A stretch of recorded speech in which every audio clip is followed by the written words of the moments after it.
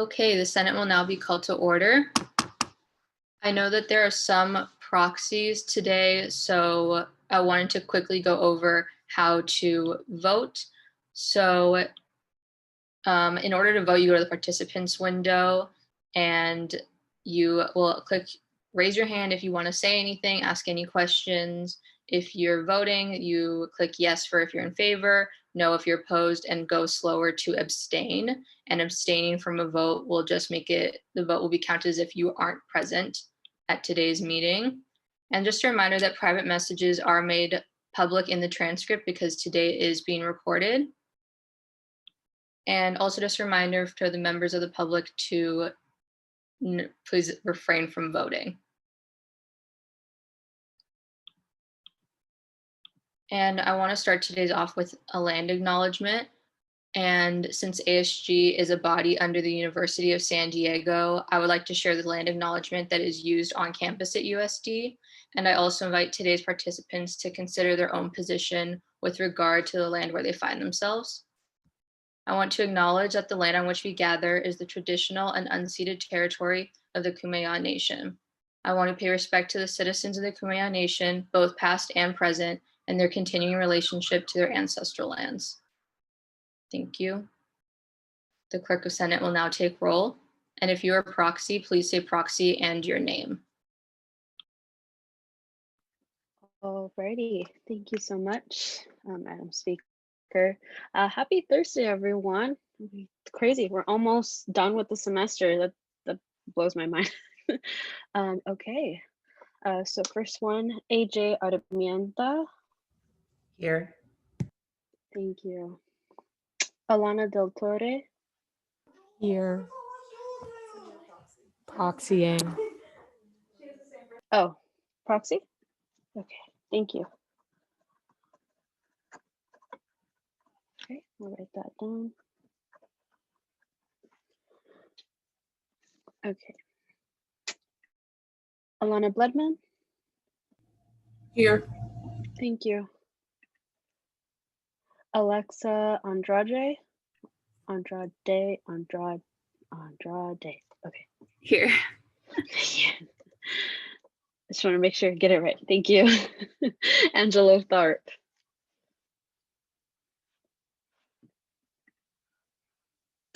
Angelo? Okay, I'll skip over. Benjamin Tebow. Here. Thank you. Brooke Powell. Here. Thank you. Catalina Carvajal. Here. Thank you. Cecilia Bayron. Here. Thank you. Chidi Alcaru. Here. Thank you. Okay. Daniela Peña. Here. Thank you. Elena Cruz. Here. Thank you. Ezra Wheeler. Here. Thanks. Annecy Bias. Fantasy Bias. Okay, I'll go over. Maybe they're running late. Harrison Tarbox. Here. Thank you. Jay Johnson. Here. Thank you. Lauren Fetes. Here. Thanks. Madeline Wu. Here. Thank you. Max Donahoe. Here. Thanks. Meg McWilliams. Meg McWilliams. Okay, I'll come back. Oh, maybe I'm running late again. Mia Soto.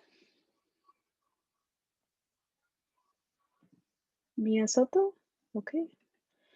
Sabrina Mendoza. Here. Thank you. Sean Kenny. Here. Thank you. Tiana Faye. See and here. Thank you. Okay. And I think we're good.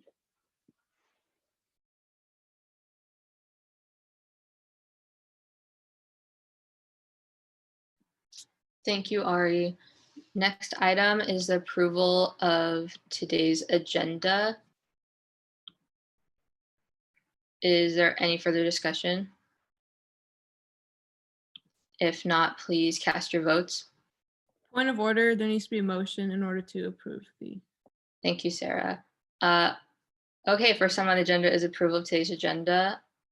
Chidi, I move to approve today's agenda. Second.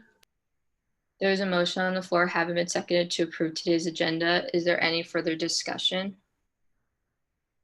If not, please cast your votes.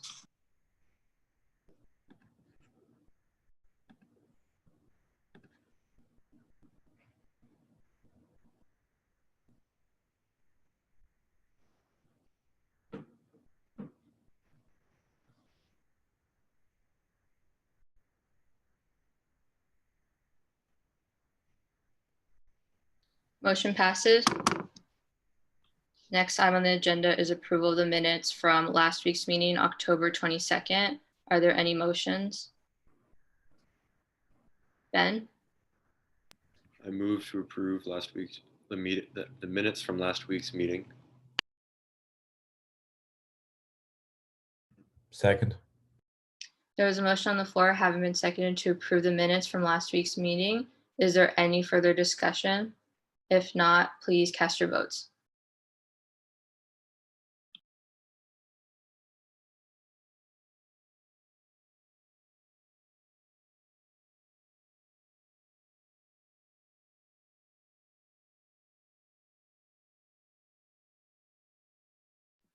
Thank you. Motion passes. The minutes have been approved. Next item on the agenda is a report from me. I just wanted to remind senators that the Senate Initiatives Fund is available. $10,000 are available for this semester, and that the form is linked, and I will send the link in the chat as well.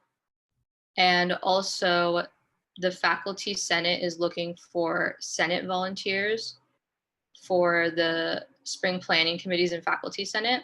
So there's two curriculums, which are like the committees. So curriculum 1 revolves around scheduling for the spring semester, and they meet on Friday afternoons, except for this upcoming week, they're meeting on Monday at 1 p.m. Pacific Standard Time. And then curriculum 2 focuses on tech support for classes and professors, and they meet Tuesday afternoons at 2 o'clock Pacific Standard Time. So if any senators are interested in getting more involved or taking more leadership positions on campus, you can send your email in the chat.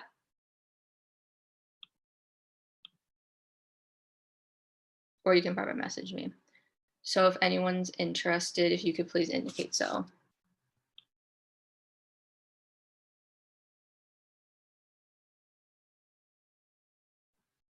Thank you. If anyone else is interested, please feel free to private message me or send it in the chat. Next item on the agenda are reports from committee chairs and coordinators.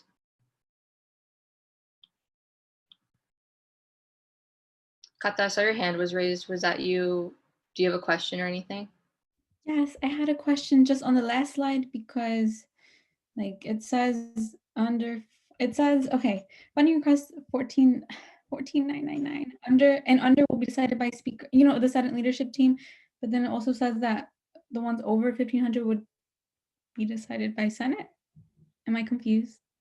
No, that's right. Okay, so they're decided by both? So if it's 14,000, it's basically if it's $14,999. If it's under that, then the Senate lead team gets to decide. Okay. Naya says it's a typo, but basically if it's under that amount, then the clerk and the speaker pro temp and the speaker decide.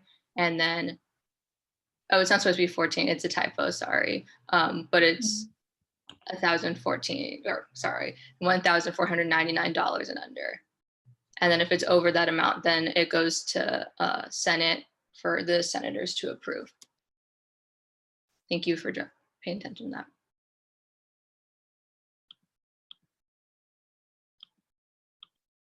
So we can go based off of just who's first and go down. So AJ.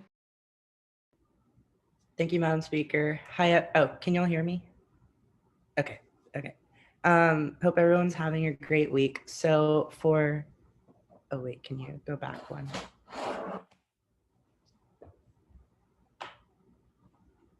Thank Sorry. you. No, thank you. So we had a really great turnout last night. The academics committee convened with a couple of professors and our advisors and VP Justin Douse to review and approve our academic grant applications. We approved 2 last night. If you have any interest in learning about what those projects were, just reach out to me and we'll be able to send all that information to you. Also, please let your constituents know that we are prepping and planning, getting ready for spring semester academic grants. A couple of initiatives that we're working on at the moment. We have one of our committee members lead for the Copley Library fine policy, just trying to see if there are any alternatives to that rather than trying to inflict any more financial burden on our students.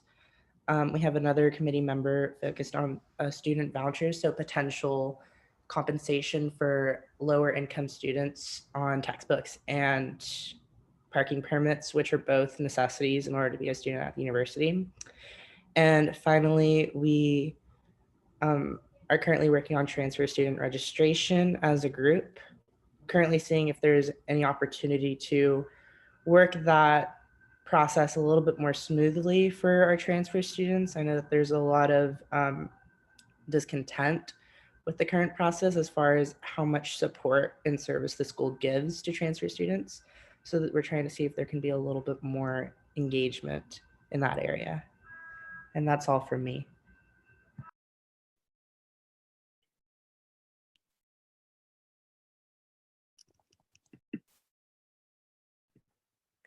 Sorry, I didn't know if I needed to be acknowledged first. Okay, so first thing is a couple of committee members for the Inclusion, Diversity, and Equity Committee are working on creating some social media content, including the podcast mentioned last week and other social media content like Instagram posts for next semester that is centered around the mission of inclusion, diversity, and equity. Tomorrow, October 30th, our usual weekly IDE committee meeting is actually going to be open to the public as part of BSRC's Week of Action. And so the meeting ID is there. And I also am going to drop my email and that ID in the chat for everyone who is interested. We will be talking about some student org anti-racism training, as well as some of the initiatives that on the next bullet, you can see we're still working on a response to the Silent No More student op-ed. One of those initiatives will be presented at Senate next week, and we will be talking about it at tomorrow's committee meeting as well. So please stop by if you're available. I really encourage it, and there will be time for discussion about the greater week of action and how to keep that momentum going as well. And that's all for me.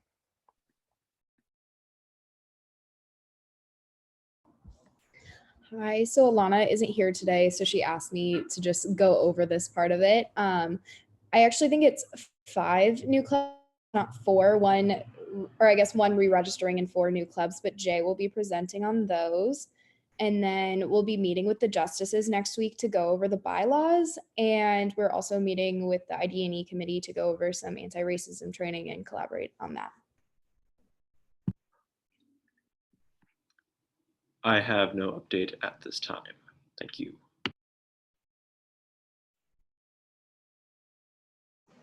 Hello, everyone. So I have an update and also some older news. So the BIPOC Student Athlete My Story Night interest form is still open. We are collecting responses and hoping to run this event in the spring. We're doing continued investigations into increasing diversity in athletic recruiting policies. So if anybody is interested in helping with either of those things, please let me know. And then finally, Pac-12 is hosting an event that's I was made aware of late last night, and it's running all day today. So unfortunately, a lot of the events are during this time. But if you're interested in attending any of the events, it's open to non-Pac-12 universities as well. So let me know and I can post this link in the chat. That's all. Okay, hi everyone. The first update I have is on the National Collegiate Alcohol Awareness Week, which is running till Halloween. With Halloween this weekend and the added factor of the coronavirus pandemia, where we really are trying to get the helpful messaging out to students related to potential alcohol use and the added importance of making smart choices that will continue to slow the spread of coronavirus. Students are encouraged to visit the NCAAW webpage on the URUSD website and sign a cute little pledge. And all participants will be entered to win a $25 gift card. We've also been sharing a lot of helpful information on our at BWellUSC Instagram for folks to visit or reshare. I'll share links to more information on that again, because I realize I've been doing that a lot. And that link also has the link to the student pledge on there. And I'll post that. And then also the next little bullet point I had was I met with my advisor and Melissa Halter, the vice president of USD Wellness, the assistant vice president of USD Wellness, and we discussed the quarantine conditions on campus. And I'll drop a link to more context on what all that was about. And last bullet point, we're working on solidifying what the health and wellness budget will be utilized on, hopefully by tomorrow or Monday, but as soon as possible for sure.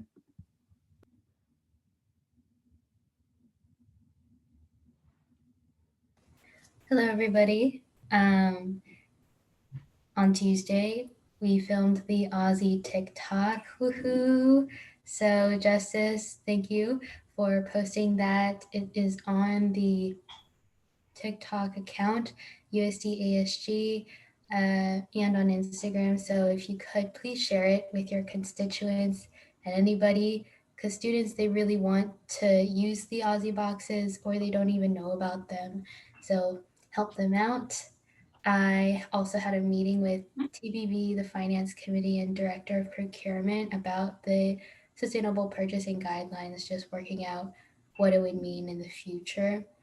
And then the third bullet point is the Director of Procurement, Teresa, is looking to promote the Supplier Diversity Program.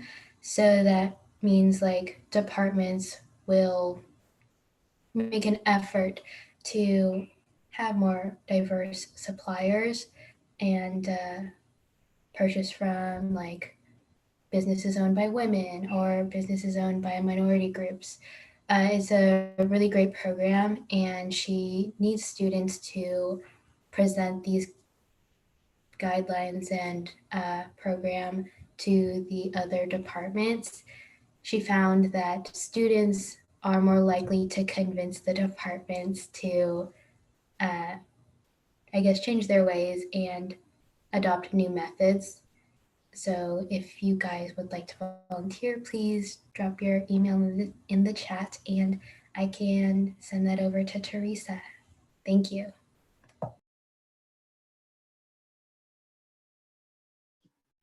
Thank you, everyone. Next on the agenda are reports from ASG executive board members. Joey. Thank you, Maya. Hello, everyone. So let me start off by saying that I had a phone call with VP Vasquez about spring break for this upcoming semester. She was mostly just asking what my thoughts were. And I just want to let y'all know that despite the obvious importance of physical health, I really wanted to stress the importance of mental health with regards to having breaks. I don't know about you all, but not having any breaks this semester didn't really let a lot of time for students to just decompress, potentially catch up on some work that they're behind on.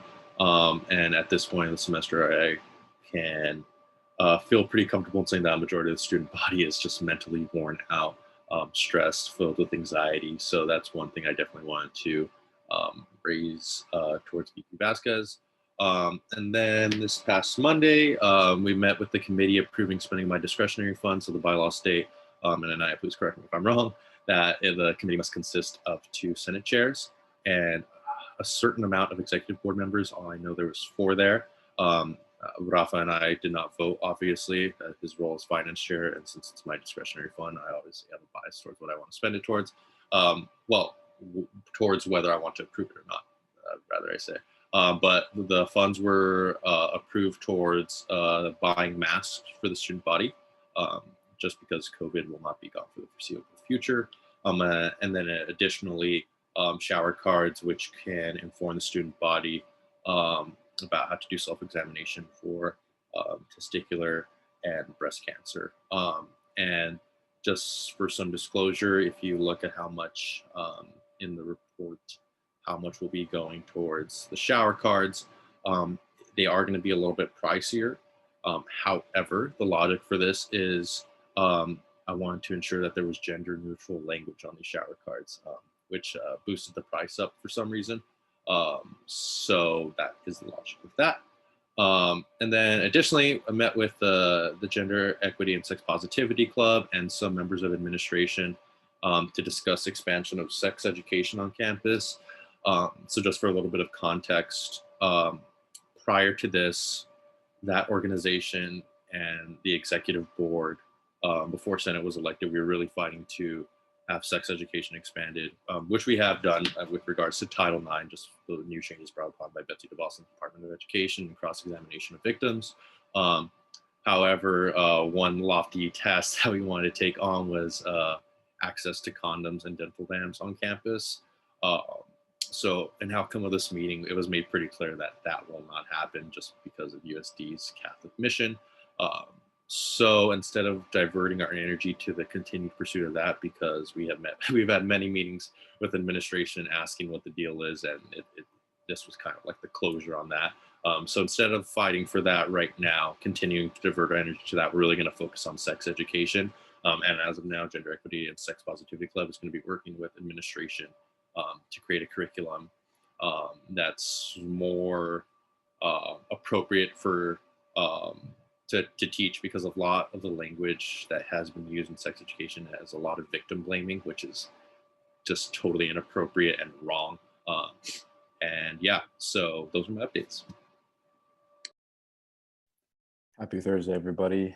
Justin is at University Senate, and so he wanted to update us on the undergraduate curriculum committee and how they voted on the following proposals.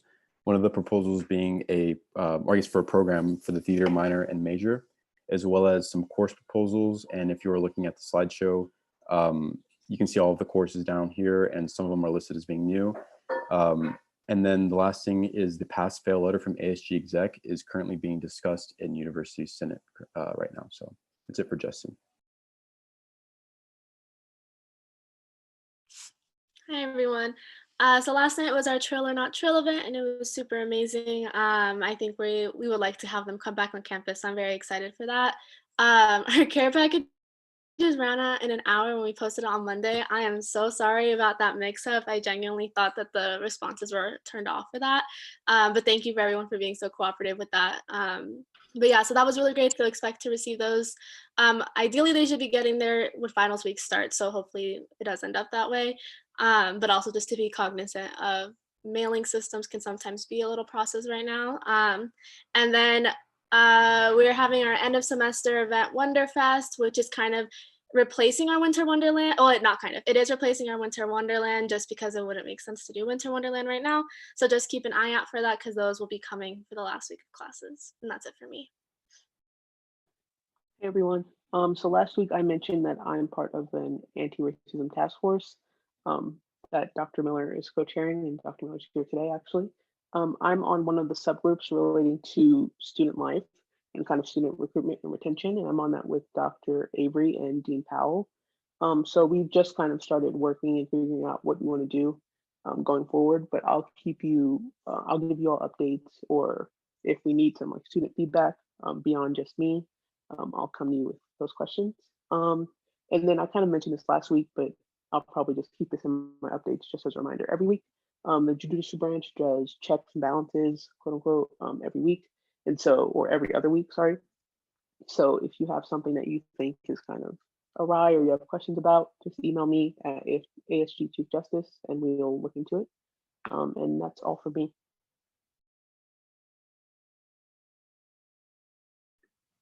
Hi everyone. I only have one update.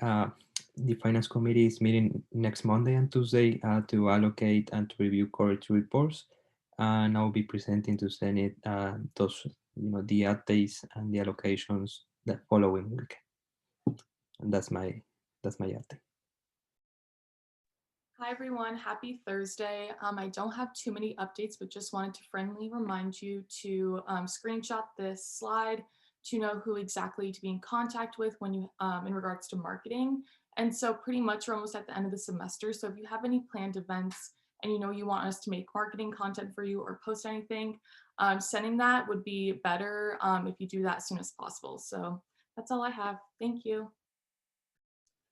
Hello again, everyone. So I just wanted to remind everyone that for those who attended last week's Senate meeting, you have the Grubhub credits posted to your account. For everyone who attends or who is attending today, you will also receive an additional Grubhub credits. And then the second thing I wanted to mention is I already have received almost everyone's response to the Google form I sent out. But just a friendly reminder to please, if you haven't already, fill out the form that I sent by Sunday, just so that gives me ample time to plan for the ASG game night. And I'll also put in the chat a link to the Google form just in case it got lost somewhere. That's it for me. Thank you.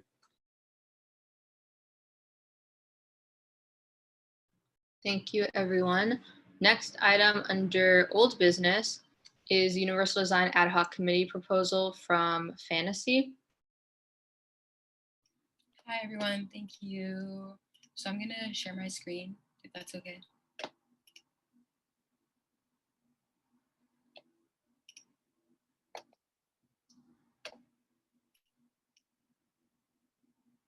All right. So I'm kind of coming at you with almost the same concept, but just more clarification on it. So we have a Universal Design Committee proposal. So I have similarly like a similar focus is to improve virtual accessibility. And I just want to point out, like I do say demand just because like it is a right. It's not something I would really rather, or like as a team we could like suggest. It's more just like this is a main focus. So we're going to be, like highly encouraging and demanding as much as we can. So this is focused on virtual accessibility at USD. So it is technically still, I'm gonna put here, it is technically still ad hoc committee. Sorry, I changed that in the title, but in the description it does say that. So basically what this is gonna be, we're gonna have the focus of this year or the rest of this semester and then next semester to focus mainly on virtual accessibility. So as like the plan before was to kind of have this committee as like everything accessibility. So from like physical space to physical events and things like that. But what I think for now is the most pressing, and after talking with some like people in ASG, mentors, Anaya, thank you, Amanda, and thank you, Maya. It's just kind of best to have this as an ad hoc committee for now that focuses on virtual accessibility, because if y'all have not seen like the pass fail petition that's been going around, like there have been some folks talking about how their accommodations aren't being met online and just things of that nature. So it's definitely really focused on how to make the virtual aspect more accessible and our accommodations being met. So with that is still an ad hoc committee because we have a main focus rather than just like a bunch of different things. I did highlight in like the this paragraph in the last little sentence there. I did say this committee will also serve as a pilot program to potentially get the Universal Design Committee as a permanent subcommittee with the coordinator position, so similar to the sustainability coordinator and those different coordinator positions. So it will have to be written into ASG bylaws though, so that's why it would take kind of like longer to get this approved / just like in the works, this kind of like later in the semester and like mid-semester. So that's why there's just this focus for the rest of the year. And then we can see come the end of May, we can see if this has the backing or potential to become an actual permanent subcommittee that we'd put into the bylaws. So I hope that makes more sense. Feel free to ask questions after I'm done with this little spiel. But yeah, so I think I feel super confident in this. I did talk with the ID&E committee, and they were totally supportive. And I'm glad for that. I just think that this focus is going to be good for at least this year, and then potentially maybe it can be a permanent subcommittee under ID&E. Or if this is like popping, like there's so much more work to do, then it could potentially be its own standing committee. But that's just going to come with what this pilot program will hold and how effective it is, or how much it needs to get done. So again, it'll be open to any senator and USD student or faculty. We are looking, we're going to have a advisor from the DODRC or like the health department in general. Some people on the radar are Dr. Melissa Halter, Michael Martinez from the DODRC. But if they're super busy, then we're just gonna have to find someone else that could still help. But those departments will be in the know about this committee and will be helping. It will be effective immediately if passed, and the duration, like I said, will be at least until the spring 2021 semester, or until virtual/hybrid is over. So I could potentially see this going, until next year if we are still online next fall. But it just kind of is, a pilot at least for now. And where it will be a part of ASG as its own ad hoc committee. So not really under any committee, just as its own kind of like task force committee. And the meetings will be virtual until further notice. And the whys are similar. Basic human right, there's been a lack of priority around accessibility, and we've gotten a lot of complaints from students on campus where their needs and their accommodations are not being met. So I will open it up to any questions, comments, concerns. I hope this has more a positionality for y'all. I feel super confident. It's just if it gets passed, it will just be, I will be like the main person or point person, but anyone who wants to join can put their emails in the chat. And so if this gets passed, I'll like open it up for people to put their emails in the chat. But yeah, anyone have questions?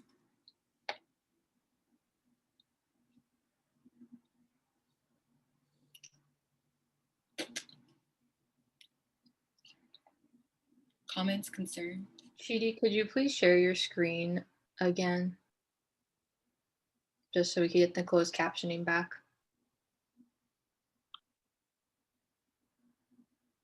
Thank you so much. Sabrina? I move to approve this universal design ad hoc committee. Second. There's a motion on the floor, having been seconded, to approve the Universal Design Ad Hoc Committee. Is there any further discussion? If not, please cast your votes.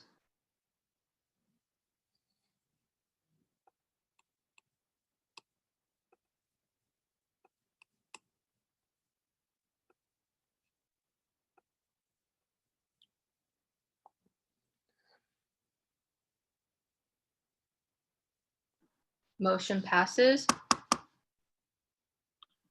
The Universal Design Ad Hoc Committee has been approved. Okay, moving on to new business. First item on the agenda under new business is hearing from Dr. Miller, who is the interim vice provost for diversity, equity, and inclusion at USD. Dr. Miller, the floor is yours. If you could just, introduce yourself and, tell us a little bit more about your position and the plans that you have, like how you talked about at exec 2 weeks ago. Thank you. Okay. Thank you, Maya. Well, thank you for the invitation to attend your meeting. I always look forward to working with students. I've been a provost, I've been a director, I've been a department head over period of 40 plus years in higher education. I was asked to come to the University of San Diego to work in the area of diversity, equity, and inclusion. Obviously, it's a very exciting area, very challenging area, and an area that is of major interest to both faculty and students on university and college campuses across the country, especially given the issues of the day, both locally and nationally. There are a lot of issues and questions that institutions have, as well as units have, to prepare for how best to address some of these challenges. So I'm looking forward to working at USD for a while. I've had the pleasure of chatting with a number of units on campus, both student groups, department heads, school deans, athletics, and to give us a sense of what my role is here. And to talk about anything related to diversity, equity, and inclusion going forward. So one of the things that I shared with individuals is to be able to be comfortable in talking with talking about some of the issues that we're dealing with. I find that it's many students and faculty and staff are somewhat inhibited and reticent about talking more specifically about some of the issues that relates to racism, implicit bias, all of those kinds of things, because they're uncomfortable in talking about them. And the buzzword nowadays, it's okay to be comfortable about being uncomfortable. So one of the challenges, I think, in this whole focus on diversity is to get individuals to feel comfortable about asking questions and raising issues that they have been heretofore reluctant to do so.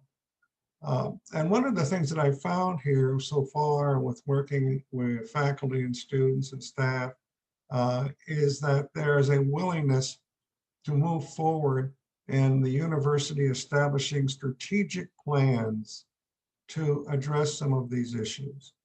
And of course, most of you have heard about some of the problems related to systemic racism in our country and implicit bias. And these are terms that, again, people are becoming more and more familiar with, but it impacts everything that we do in our lives. And so how can we make it possible to talk about these things, look at possible solutions to some of these issues going forward? So those are some of the things that I do and some of the challenges that I have here at USD. And I will kind of just let people ask any questions that they may have. I will say this, I've spent years at two different types of institutions. I've spent years at two historically Black colleges and universities, one public and one private. I spent years at predominantly white institutions, one public and one private. So I have a pretty good experience with working in different cultures on different types of college and university campuses. And I've used those experiences, I think, to help move forward and to make people understand that even though the cultures of those different types of institutions may be different, the challenges are not much different at all. There's a lot of commonality among what institutions have to address with respect to diversity, equity, and inclusion. So with the changing demographics that we're dealing with, students have to have experience in associating with individuals who don't look like them, who may not necessarily have the same religion or background, because when you graduate from USD, you are going to enter a world that's very multicultural, very global. So if we don't give you those kinds of experiences while you're here, you're not going to be as well prepared to dealing with them when you leave this institution. So it's very, very important that we as administrators provide those kinds of opportunities for students to experience and appreciate difference. So that's a little bit about me and some of the challenges that I have working with everyone here at the university. So I'm going to open it up for any questions, comments, that any of you may have.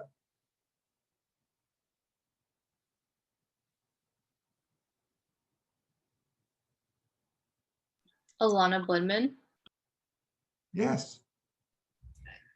Hello, thank you so much for being here. It's very nice, very exciting to meet you. I was wondering if you've had the opportunity to have more interpersonal conversations with specifically Black students on this campus outside of organizations or outside of speaking specifically with community leaders and community organizers.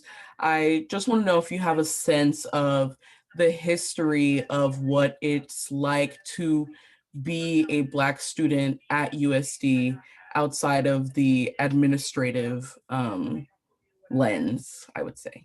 Yeah, that's a good question. Sure.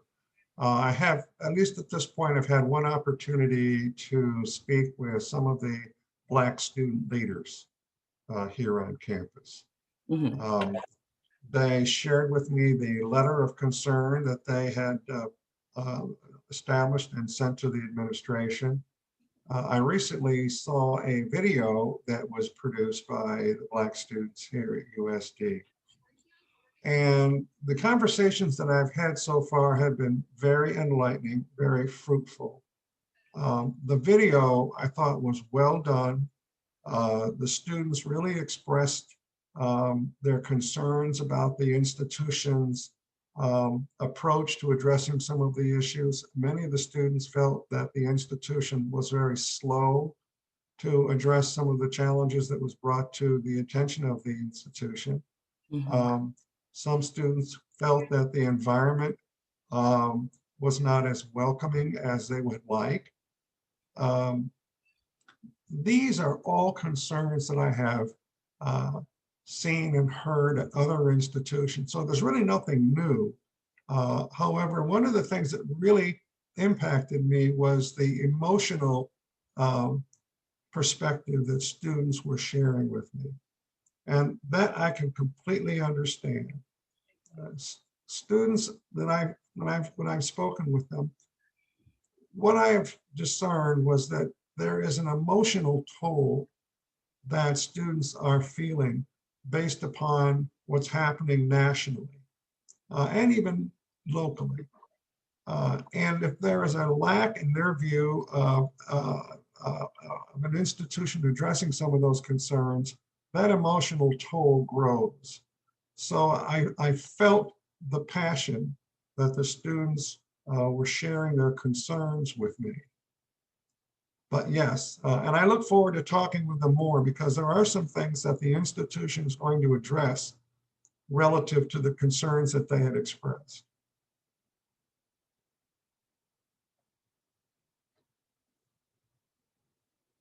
Alana. Thank you so much. That was a great answer. I would also like to inquire about how you've handled specific racist incidents that have happened at specifically the predominantly white institutions that you've worked at. If you could give an example of a large specific issue on campus or just how you have worked to alleviate the problems of racism at your previous institutions, or if it's worked at all. It's a tricky topic, of course, but any insight on how you've handled it before? Sure, thank you for the question. When I was a freshman, I went to Ithaca College for my undergraduate degree. That's in upstate New York. When I was a freshman, I was one of 2 African-American males in my freshman class. So that gives you an idea of how I felt, sort of like being a fish out of water, so to speak. And I can share with you some experiences that I had in that kind of a situation. Yeah, we've had a number of cases where we've had incidents of racial intolerance. One in particular, we had a faculty member who went to her office and found on her door, tacked to her door, a written statement that was very racially insensitive. There were some slurs, racial slurs in that letter. And what happened was I felt that and I was the vice provost at the time at the institution, and I was also the chief diversity officer. I felt that the institution was very slow to support that faculty member and to address the issue publicly. And I openly criticized the president of the institution for the slowness of that response. One of the things that has to happen is you cannot allow these incidents to fester. You have to address them forthrightly and very, very definitively. I'm not a very passive person when it comes to these kinds of issues. I'm not. But when you touch hot buttons like this, I respond in a very direct and, in some cases, forceful manner. You simply cannot allow these kinds of incidents to fester. So that's just simply one example of responding. There was a case here at USD recently where the university received a very derogatory letter from a chief executive officer from an organization in the San Diego area. He was very upset that a letter that we sent to him had a Black Lives Matter icon on the letterhead. And he responded by sending the institution a letter that was extremely critical of the university, saying that us putting a Black Lives Matter icon on a letterhead, he viewed that as a negative or a very abusive approach to educating our students. He was extremely negative about how we educate our students. And we responded quickly in writing to this person. So whenever you have these situations occur, you have to address them forthrightly. And if we are criticized for lack of immediate response, that would be a legitimate criticism. Those are just a couple of examples in answering your question. Thank you. Chidi? Yes, Dr. Miller, I just wanted to thank you so much for coming into this space and like already the outreach you've done to students and like listening to our concerns and all that. I just had 2 questions. So in your time here speaking to students and administrators, in your opinion, do you think there's a disconnect of students' experiences and how they express that to you and how administrators and people higher up view the student experience and the issues that there are? And second, or I think that was just the main question, yeah. But if you're able to answer that, I would appreciate it. Well, I would hope that students are not hesitant about expressing their concerns to me. And it can be very blunt, very heartfelt, very passionate. I want that to happen. The advantage I have here is that I'm new to the university, so I bring an unbiased approach to looking at how things are done here at the university. It's an objective, unbiased approach. If I see things that we are doing policy-wise and otherwise that I think we can do better, I'm going to put that on the table. I also sit at I'm on the president's strategic leadership team. So I have the ear of the administration, the president and the provost. And I'm not hesitant about bringing to the table some of the concerns that students, faculty, and staff are sharing with me. So I'm hoping that my background and my experience in a variety of different institutions gives me credibility when I address these issues to the central part of the administration. I do think there are times when administrators don't really grasp the passionate underpinnings of the concerns that have been expressed. I feel that here. I've seen that in other places as well. And my approach in dealing with that is you don't let it slip under the table. You keep it on the top of the table and you address it. So, and that's what I bring to the university. I'm not passive in any stretch of the imagination. And sometimes people may not necessarily like what I have to put on the table and share with them, but they're going to hear it because they need to hear it.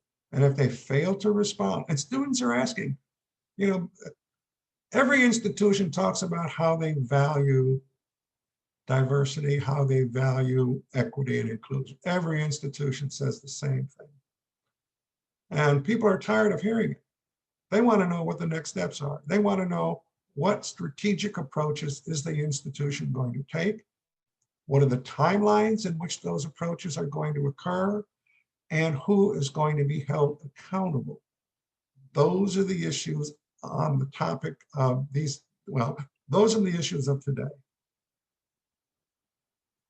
And students have to hold the administration accountable. And many students are. You're seeing it across the country. Students are organizing. They are demanding, in many respects, they are demanding institutional accountability in addressing some of these issues, as they should.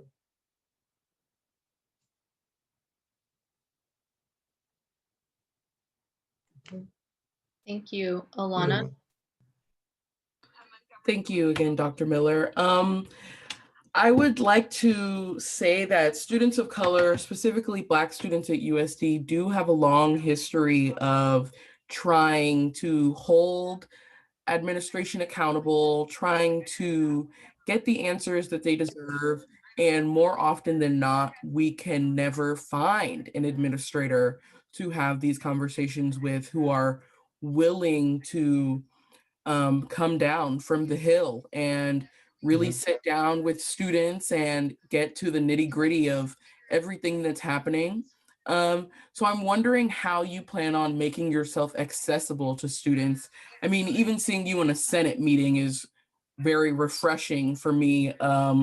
These sort of interactions do not happen frequently. So I would hate for this meeting to happen and then we don't see any more of Dr. Miller. So especially, I know Zoom world, it's getting difficult, but how are you planning on really extending yourself to the students who have been trying for the entire history of USD to change the foundation of it?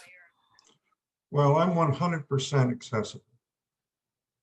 Totally 100% accessible. And one of the reasons is because you're the primary reason why we're here. I mean, students are the stakeholders of the institution. Without you, we wouldn't be here. And for administrators to not keep that first and foremost is a mistake. So I've always, in all the institutions I've worked at, I've always made myself available to students. My schedule somewhat is secondary to the needs and the schedules of the students and the faculty and staff who want to talk to me, who want to engage with me. So I'm putting that out right out there on the table. I hope this is not the first time that I will be, associating myself with the students on this campus, because that's critical.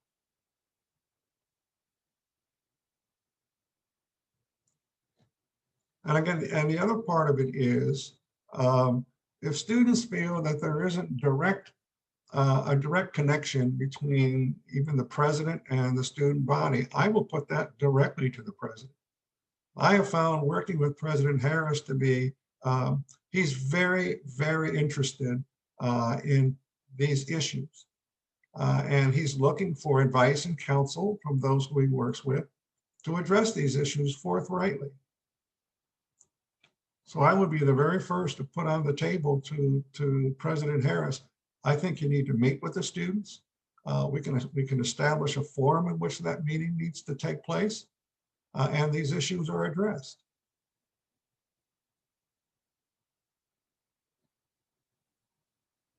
When I was at Western Kentucky University, we had a forum. It was once a semester with the president and the Black students. And not only was the president in front of the forum, but all the vice presidents were there. So the students had an opportunity to ask the president questions, to address some of their concerns. And the good thing about having that forum with all the administrators there is students were not only able to ask questions and raise their concerns, but they were also able to ask questions. When will you address these issues? And can you give me a timeline in which these issues are going to be addressed? So you're putting a measure of accountability on the administration, and that's what should happen.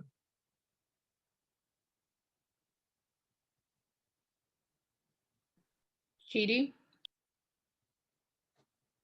How willing do you think Dr. Harris and the other provosts would be to having a similar sort of forum and having it be regular, like once or twice a semester? I can put that right on the table for them, and I will at the next strategic leadership team meeting. I mean, if that's the feedback I'm getting from students, and that's the kind of feedback that I hope to get from students, I'll put it directly in front of the president and the provost. And my work so far with them, and my understanding so far with them, is that they would be willing to do that. I have seen on 2 university campuses what happens when the president in particular doesn't address these issues forthrightly. It's not pleasant.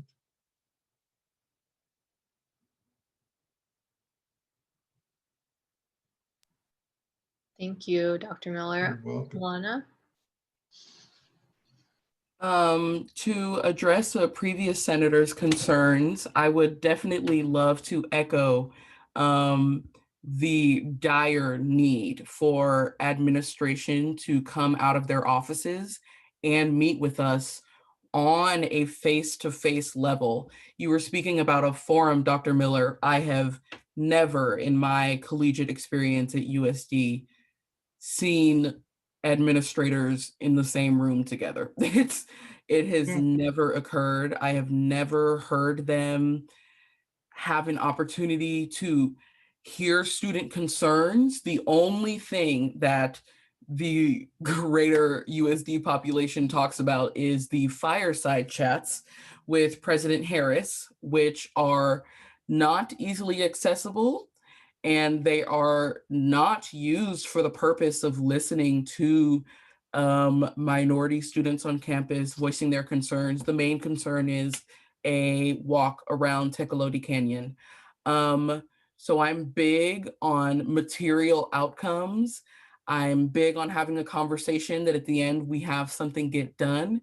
And I would love if we can, as a body of senators, as administrators, begin this forum. I think that is a very simple first step because it is a large problem on our campus that you cannot find anyone.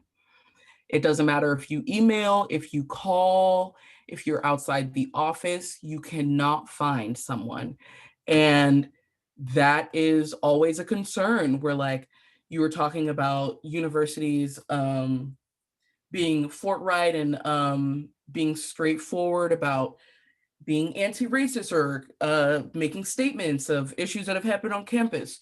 Those letters come weeks late. They sometimes don't come at all.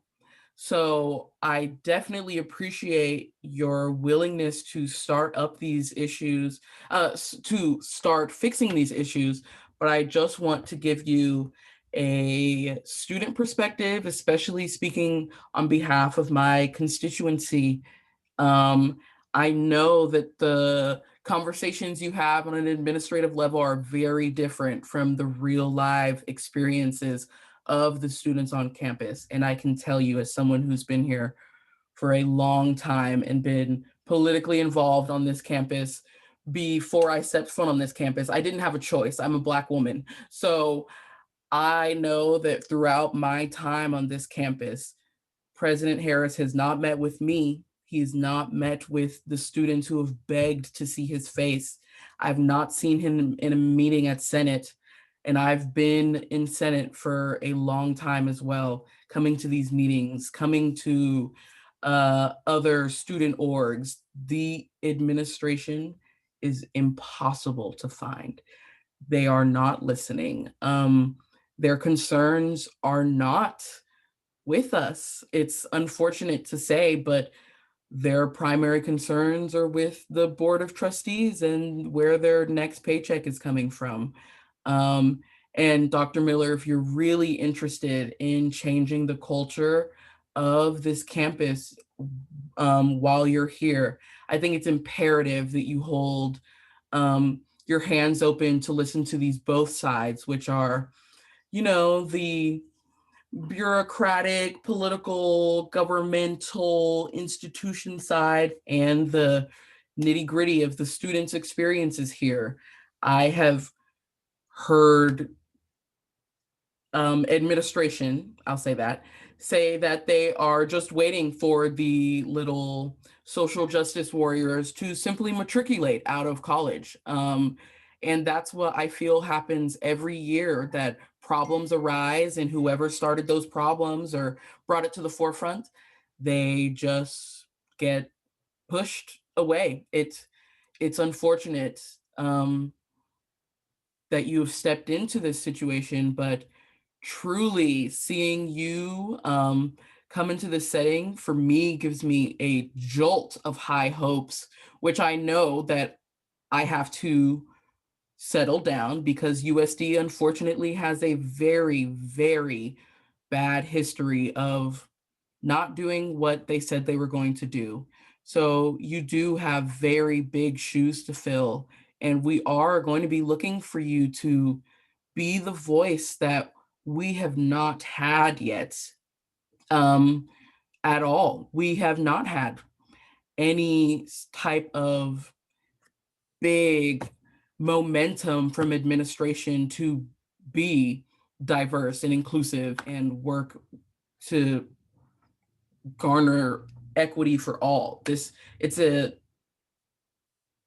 myth on this campus. It's a fairy tale. I've never seen it happen. So I just want you to know that what it is that you're stepping into, I know that you've been to a lot of predominantly white institutions, but who have you been to USD?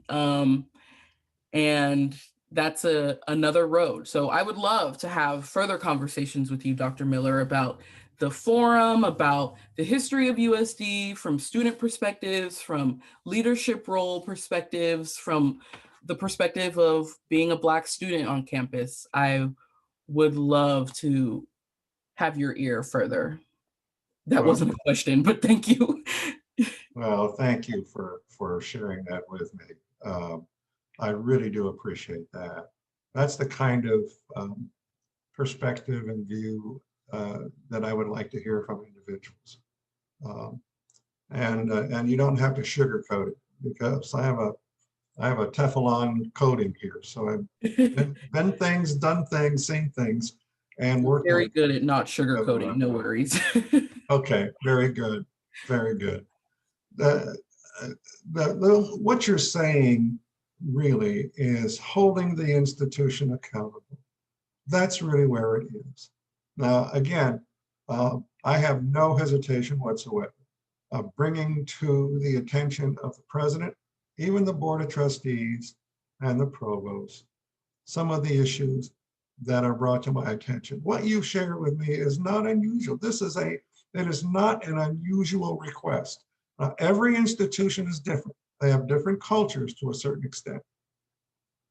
But what's important is addressing the issues that are brought to the attention of the administration forthrightly. I don't care whether it's an HBCU or a predominantly white institution. You've got to listen to your constituency. I'm surprised and somewhat disappointed that there hasn't been a forum like this at USD. But it's good to know. I mean, I have seen examples of cases, and I've been involved personally with cases where these forums have been established. And the outcomes have been very good. The one thing that I would recommend to students as we look at doing these kinds of things is holding the administration accountable. asking the right questions. Who is going to address these issues? What is the strategic approach that the institution is going to take? What are the timelines in which the institution has put together to address these issues? You have got to put that on the table. And that most effectively comes from students.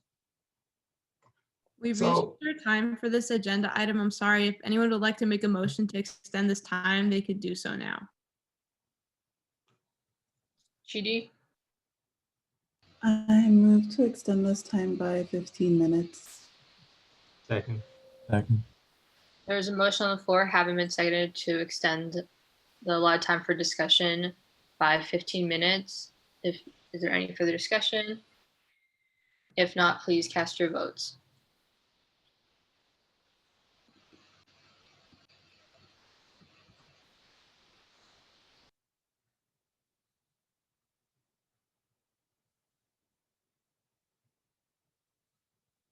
Motion passes. I'm sorry, Dr. Miller, I believe you were. Oh, that's okay.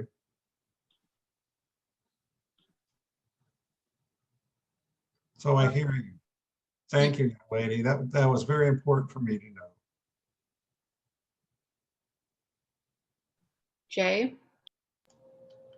I just wanted to kind of start out by saying that as a freshman on the Senate, I have earlier in the year kind of questioned why I was here on Senate. I kind of did it for the immediate community that I was in, and now listening to all of this and this going on this past couple of weeks really solidifies my purpose here on what I need to do as a Black USD student on Student Senate right now. Just hearing you all, and truthfully, I just want to say I find it extremely advantageous to have people as willing in faculty as you to address these issues, Dr. Miller. And we students, specifically Black students, hope to see in the future accords your return to assist us in all the hopes that USD can continue to diversify. And as someone, I had a scholarship to go here, and I was very hesitant at first due to the overwhelming white populace. I was a little bit afraid of the things that were going to be going on, but didn't really have too much of a second choice, so it just kind of happened. But so I'm here now, and I'm just looking at all the things and remembering all the things that my father's told me and about how you can say anything if you say it tactfully. You can do anything if you're smart about it. You can help the underrepresented Black community if you do it strategically. And I'm seeing a lot of that in you and Miss Dean Powell and so on. And I've had the opportunity to speak to Miss Dean Powell one-on-one on multiple occasions as soon as she joined the anti-racism, whatever that is, and we spoke on ideas to help USD grow in diversification. And I just had a really curious question.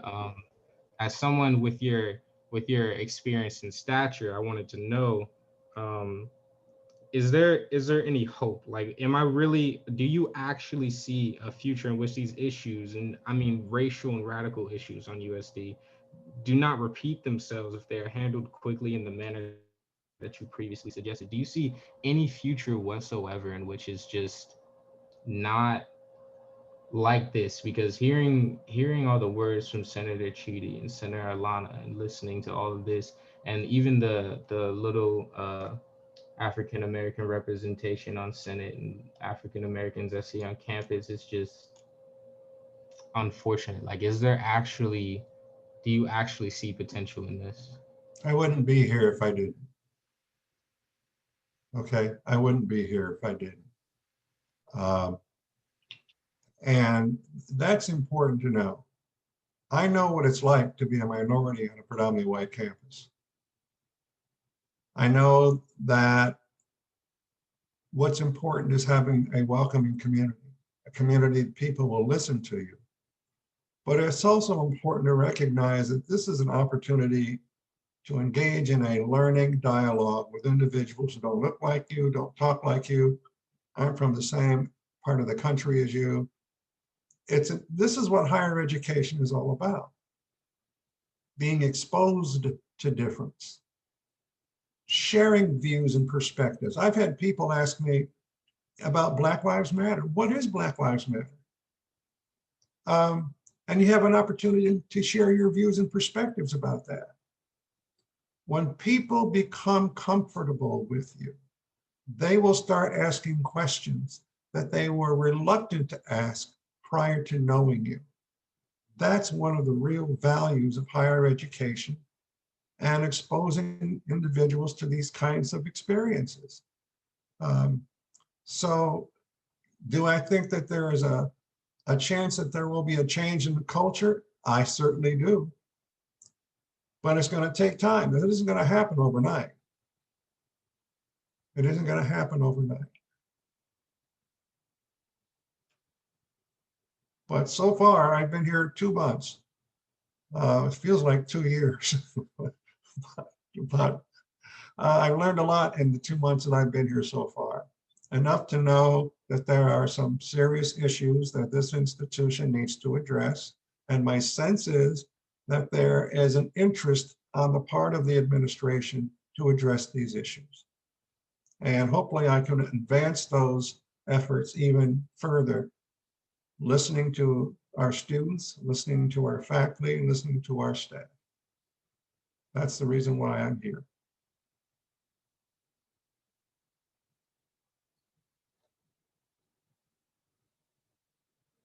I just want to thank you for that, sir. Oh, you're welcome. Alana?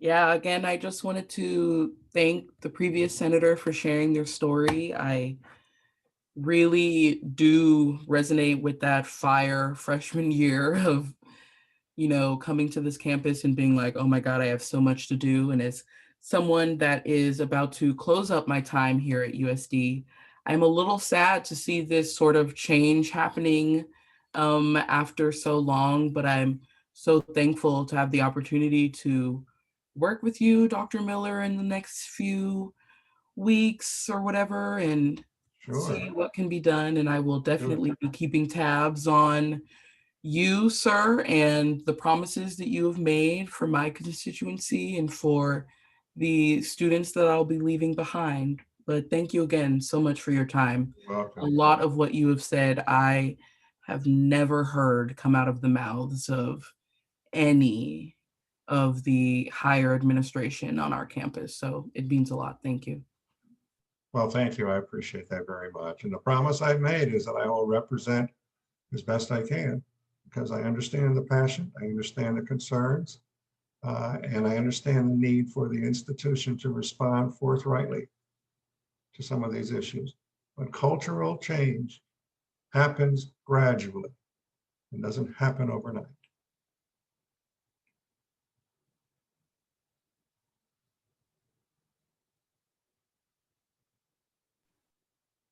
Thank you, Dr. Miller. You're If welcome. no one else has any questions, thank you so much for being here. And please let me know, or let anyone at ASG know, if you would like, if senators can help in any way to make what was discussed today a reality. Please don't hesitate to reach out. But if there's anything you'd like to close off on, you can do so. Well, I hope this isn't the only time I'll have an opportunity to share with you. And hopefully in the near future, we can establish a meeting time when I can, kind of update you on where things are going forward. So feel free to reach out to me as soon as whenever you need to do so.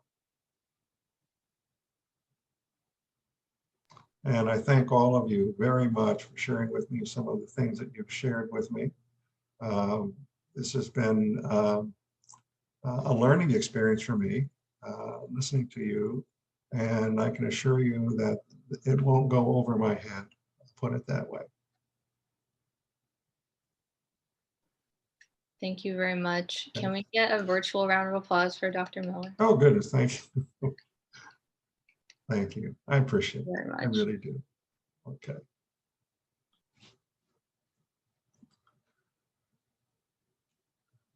Okay. Capiche?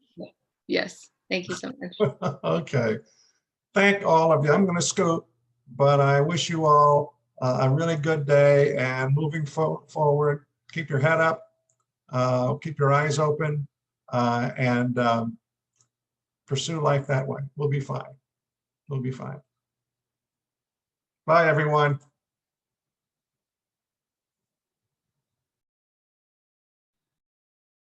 Thank you to all the senators who spoke up and shared today.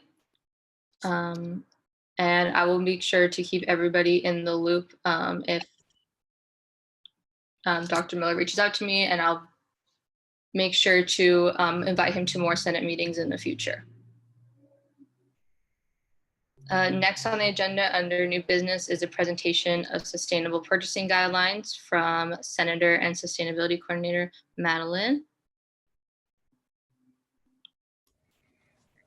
Hello, everybody. So sustainable purchasing guidelines. I know on the outside it doesn't seem like it has anything to do with diversity and equity, but it actually does. And so this will tie in nicely for today's discussion. And you can go to the next slide. I'm going to preface this by saying the end goal after this presentation is to connect with finance and talk about implementing these guidelines in our budget for the spring, and talking to the judicial branch about adding it to the bylaws so it'll be there in our constitution and we can always have it. The main focus of this is to just show you guys how to be socially and environmentally responsible when you're purchasing things. So I know all of you guys are going to use that Grubhub credit, so please keep these in mind when you're making those business purchases. Go to the next slide. Trash talk. Okay, guys. Waste reduction is a hierarchy. The first one is always reducing. When you are bringing stuff in, when you're buying stuff, please think about, do you really need this? But also, how has this product been produced? Has it been produced in a sustainable manner to reduce the impact on the environment? Slide. So the SPGs, Sustainable Purchasing Guidelines, target 3 areas. Environmental, so everybody thinks that. Yeah, you can go to the next slide. Thank you, Chidi. All right, so when we talk environmental, we're talking green spends. Those will be a green designation or other designation recognized by the university and meets the USD preferred level of green spends. This is outlined in the 9-page Sustainable Purchasing Guidelines. I linked it on the presentation. These will be just, environmental green spends. Reducing environmental impact is done by making a green spend. Next slide.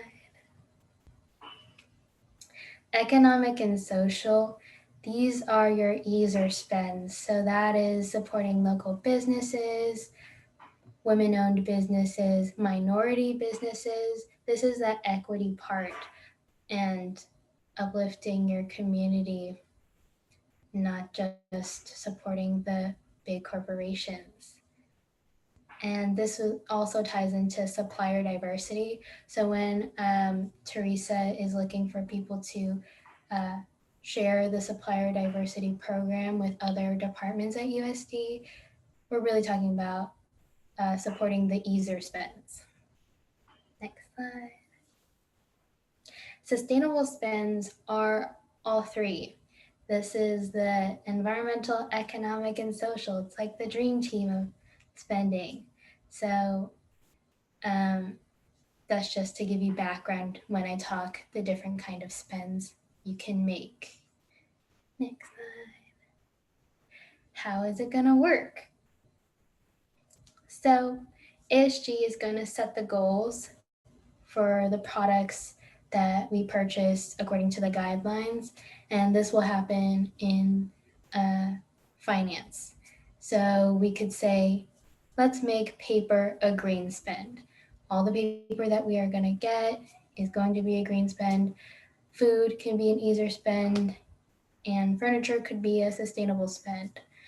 So when we decide on this, we're going to make those purchases through a website called Marketplace. Marketplace was set up by Teresa, the head of procurement. And so there are your vendors on there, Grubhub, Office Depot. She can even add a vendor if they're not on the site. We would just have to ask her. And products or services will be labeled on the website as a green, easier, or sustainable spend. So it makes it super easy when you want to make that green spend. If we were to make a purchase over $10,000, we would have to contact procurement services because we cannot just make a 10,000 purchase on Marketplace. Next slide. This is an example. This is the screenshot of one of the pages. For this example, we're thinking copy paper. The required level is a minimum 30% post-consumer recycled content.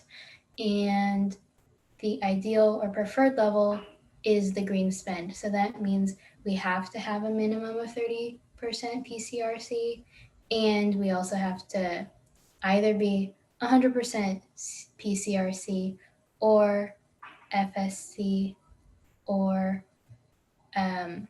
agricultural residue. Well, I messed up, but okay. Yeah, so it's one of those two or three. And then next slide. This is the example. So here we have the green spend of the Enviro copy and then just the regular one.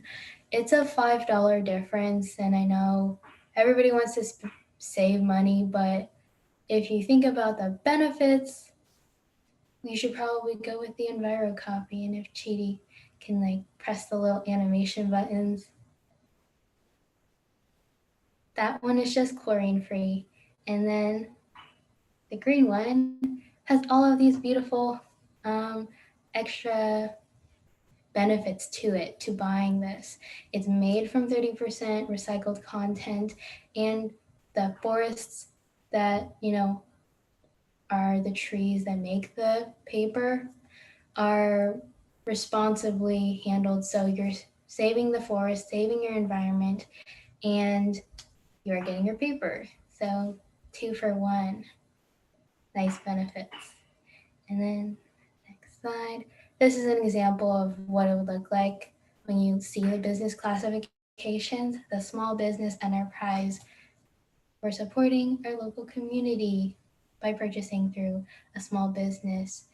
Another example would be a women-owned business, and USD actually purchases their paper products like for brochures and printed things like that from the company called Nine-ish, and they are a green spend because they are environmentally friendly, and it's a woman-owned business, so that is a sustainable spend.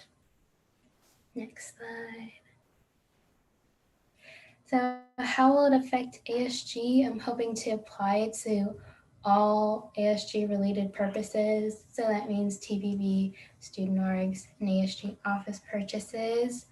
We're going to set those purchasing goals again with the finance committee.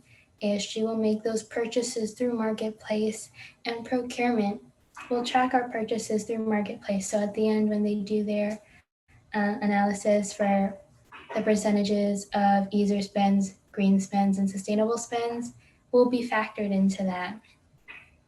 And then next slide. Pros and cons. I really tried to be fair and think of more cons, but this is all I came up with. And so The only downside is more organization and time/energy into making these purchasing decisions. But as with anything, when you're more responsible, it's going to take a little bit more work. So the benefits are we can ease into the guidelines due to COVID-19.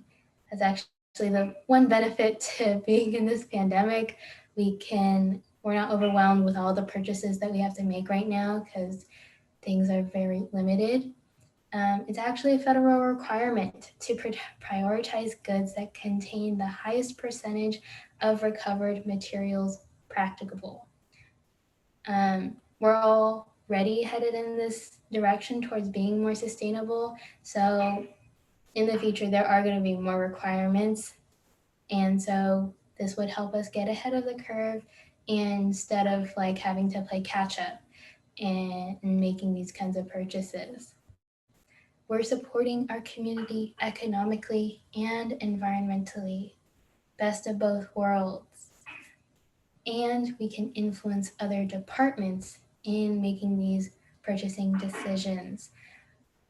Teresa has a hard time right now convincing other departments in accepting these SPGs and in taking part in the supplier diversity program. If we were to follow these guidelines, she would be able to make a better case for this. And in turn, boosting USD's reputation of being a more sustainable school. And finally, it is living the mission and the values of our university. And yeah, any questions? Sabrina? This might be like a silly question, but I know for like TPB and stuff, they'll do like gift card giveaways. So like, how would like a Target gift card or Amazon gift card, like how would that fall into making sure that it would, fulfill the different like sustainable pillars that you mentioned? Or would it just be like maybe a different prize that they would give away? Just because I know with COVID, like those are more popular right now. Right. So in working with finance on what we will make mandatory to be sustainable, green, or easier spends, we probably won't start with factoring in the gift cards. And I believe Amazon and like Target are probably not considered easier spends. And that's okay. We don't have to be 100% easier spends. We're just trying to be more mindful about spending. Thank you. Judy? Yeah, I was just curious about how this would extend into the creative zone, like things that are purchased for there. And then in addition, if it would be possible to make it a little bit more public, because I think this is really awesome, but I do want like students to know like we're making conscious decisions about where we're buying things. So if like maybe if we could print things on the bottom of brochures, if this is adopted by the general school, or I guess, yeah, to know like this was purchased from like a women-owned business or a minority-owned business. If that would be possible, like through ASG also, and then if it is adopted by the wider school. I love that idea. So making it public that we're making these kinds of spends. Right. And then what was the first part of your question again? Sorry. Yeah, no, you're good. If it would also extend into like the creative zone, so all the paper, like scissors, paint, and stuff that's bought through there. From my understanding, that's ASG funding, and then anyone can correct me if I'm wrong. But I was wondering if this would also extend into creative zone. Yes, that is the hope, that it applies to the creative zone as well. Sabrina? Would it also apply to the like menstrual products that are available in the restrooms? Like so that way we could make sure maybe it's from like a woman-owned business or it's a sustainable business, like etc. Because I think ASG funds that. if ASG funds that, I can look into that and I can see if that's possible. Yeah.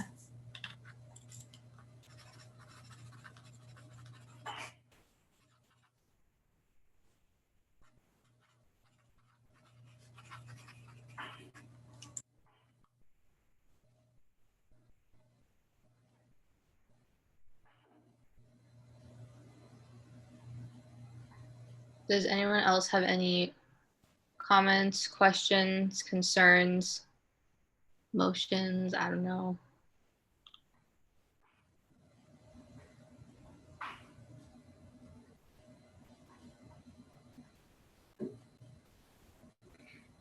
I don't think there's going to be a motion, by the way, just because it's just a presentation and informing people. I think afterwards, I'm just going to work with finance and the judicial branch on it. And then those edits, I guess, would be voted on, if I'm correct.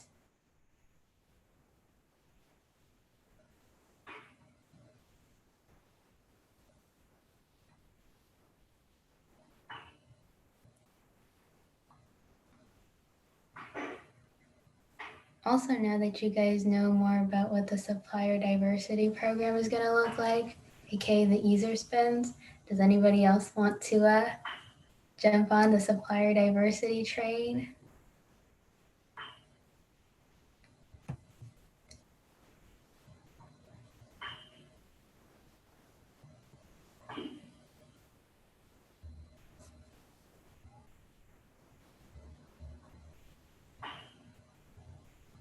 Ari? Yeah, I just had a question. So are you planning to form a team, Madeline? And like to help out with it? Because I would love to be part of it. I think this is great. I love like this is like awesome.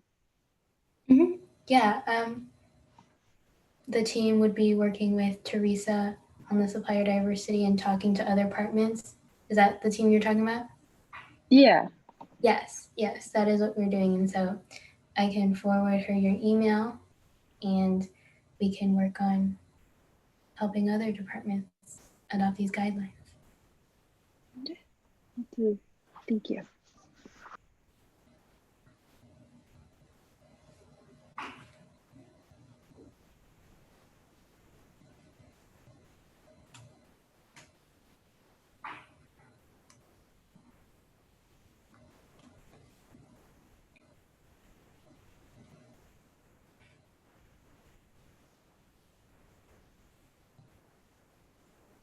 Okay, so if anybody doesn't have any more questions or anything, Madeline, do you have anything else you'd like to say? I'm all good. Make wise purchases. Thank you. Good job presenting. Okay, so next item on the agenda under new business is approval of new and re-registering clubs. Jay, take it away. All right. What is up, guys? It's your favorite senator here. No, I'm just kidding. I would put my camera on, but I'm kind of ugly, so I'm gonna just jump into it. First off, thank you, Speaker of the Senate. And today I'd like to present you all 4 different clubs that have received approval from the student org majority and 1 re-registering club. So the first club is the Transfer Ambassadors, whose mission is to help support prospective transfer students and to create a better retention rate for current transfers and help all transfer students feel comfortable. Our goals are to help cultivate a welcome and diverse community and obviously support transfer students. The next club seeking approval is the PMPs. I have no idea if it's actually spelled like that, but their mission is to be an activist organization who's dedicated to encouraging the university to commit to its mission of inclusion and diversity, whose goals are to address complex issues within the university. The next org is the Surfrider, whose mission is to be, they're already affiliated with global orgs that focus on sustainability and conservation in coastal environments, whose goals are ocean conservation, beach cleanups, and educational opportunities and meetings. And the next club is the SWAT team, not to be confused with the police. They are students working against trafficking. Their mission is to alleviate the human trafficking in San Diego and bring students together to educate the student body on human trafficking. They want to raise human trafficking awareness, have good community building, and give educational resource meetings. And the one re-registering orgs is the Women's Water Polo Club, who require no further description. If you have any questions, please feel free to let me know.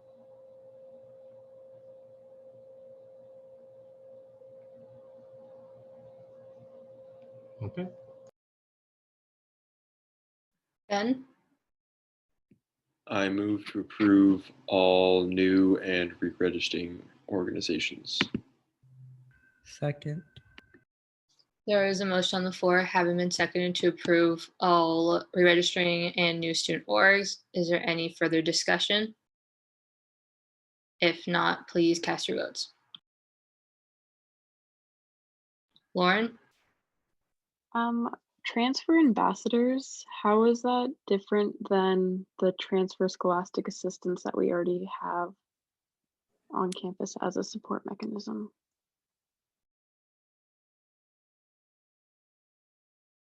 Jay, you can answer. Could I answer, Maya? Sorry. Sure, go ahead, Sabrina. Hi, I'm one of the co-presidents for Transfer Ambassadors. TSAs are only available for transfer students for 1 semester, and they aren't really involved in the admissions process at all. Transfer students only have 1 admissions counselor they may use. And for transfer students, when you first come to USC, you have 1 semester where you're supported out of your whole 4 years at USD. So transfer ambassadors would be there for that time and afterwards. So it would be more holistically, and it would be able to provide more resources than are currently provided for. Thank you.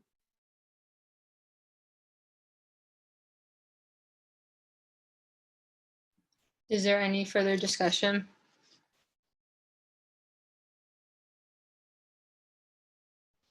If not, then please cast your votes.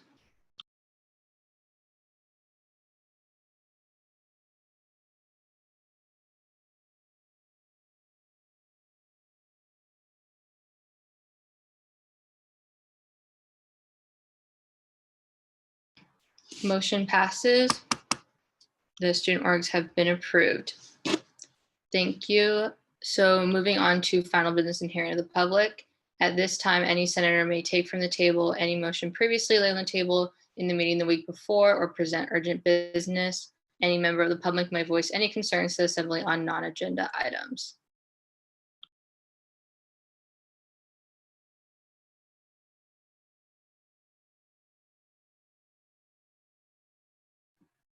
Ari? Yeah. Oh, just another reminder for office hours for everyone to please fill those out. There's still a couple of empty ones. If you are having trouble, please reach out to me with hours, or if you're having trouble getting hours, please reach out to me. I'm here to help you. And then I will also drop the link to the Calendly in the chat again. Just want to make sure. Yeah, thank you so much. Thank you. Kata? I love that we're going with Kata now, by the way. I just wanted to share a cute little resource with everybody. It's a little voter tool, just as you all are hopefully voting, or that you may want to share with your constituents. There's one in English and there's one that is in Spanish. And if you find any trouble with the Spanish one, let me know, because I made that one, or I worked on that one, but that's it. Thank you. Jay? Oh, wow. So the Grubhub credits, right? Was there a specific use we had for that? I think I may have forgotten. So the Grubhub credits, are you talking about the ones that you were just awarded, I guess, for last Senate meeting that you attended? Yeah. Mm-hmm. Yes. I'm sorry, I guess I may have missed your exact question. What are you asking about it? Do they have a specific use in mind? I mean, Like, are they for an intended purpose, like working with your constituents or something like that? I mean, they're for you. So like, they're supposed to be credits that would allow you to get lunch. Because during this time in a normal setting, we'd be having food catered. But yeah. Hey, thank God, because I ordered something and I felt super guilty about it afterwards because I didn't ask, and I was like, what? Oh yeah, no, it's all for you. Like, oh, thank God. Chidi? Yeah, I just wanted to thank Ezra and the rest of the ID&E committee so much for opening up our meeting on Friday to the public for BSRC's Week of Action. Civic engagement is super important, and to have that available to students is just super heartwarming. So thank you again. And I really encourage you all to check out both USD BSRC and USD UFMC on Instagram. We've collaborated with USD Votes for a couple of programs, so definitely check it out. And BSRC's been posting some great things for our Week of Action, so make sure you're keeping up with us on Instagram, Twitter, Facebook, all this.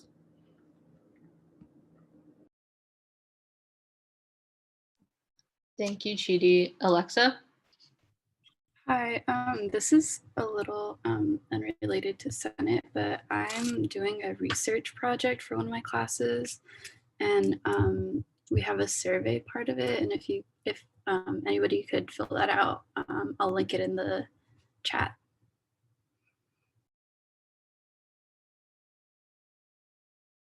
Nice.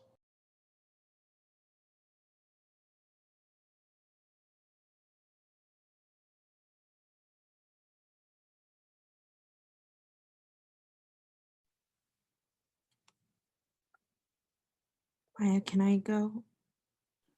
Yes. Sorry, I had my hand up. See, okay. Okay. Hi, everyone. Good to see you all. Happy Thursday. I've been meaning to kind of just speak for the past couple Senates, but we kind of ran out of time. So just wanted to say hello. I just wanted to stress on behalf of the SAI team, your advisors, we are here for you. We know that this time of year, especially with school, and now more than ever in the virtual format, it can be incredibly challenging and difficult. For those of you who are rocking it, great way to go. But I know that I have heard from many of you how classes have been challenging and stressful. And so I just wanted to send out some positive energy to you all, that we care about you, we are thinking about you. Also, in all of these heavy conversations, we are also here to support you. We are listening. Please know, as administrators, I have made a commitment to be more vocal and to be more active in how I support our students, especially our marginalized and Black students.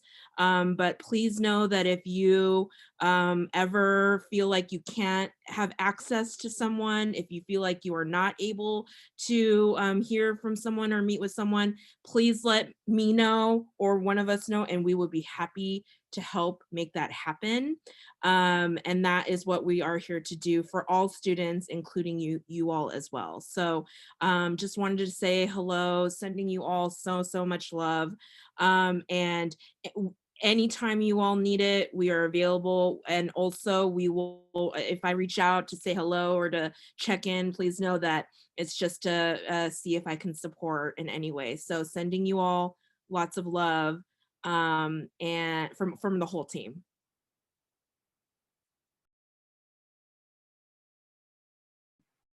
Thank you, Jen.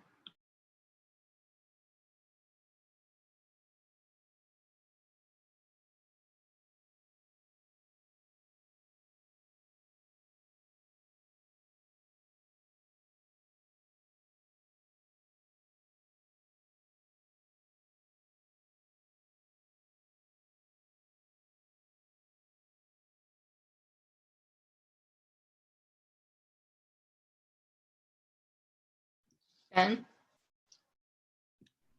I move to adjourn this Senate meeting. Second. There is a motion on the floor having been seconded to adjourn today's meeting. Is there any further discussion? If not, please cast your votes.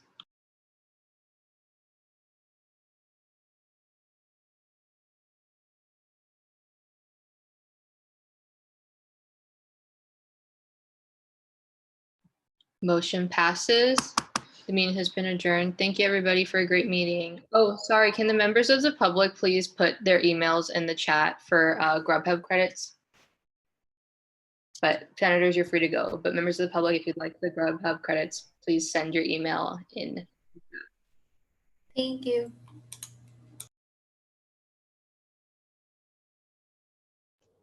Merci beaucoup. Et au revoir.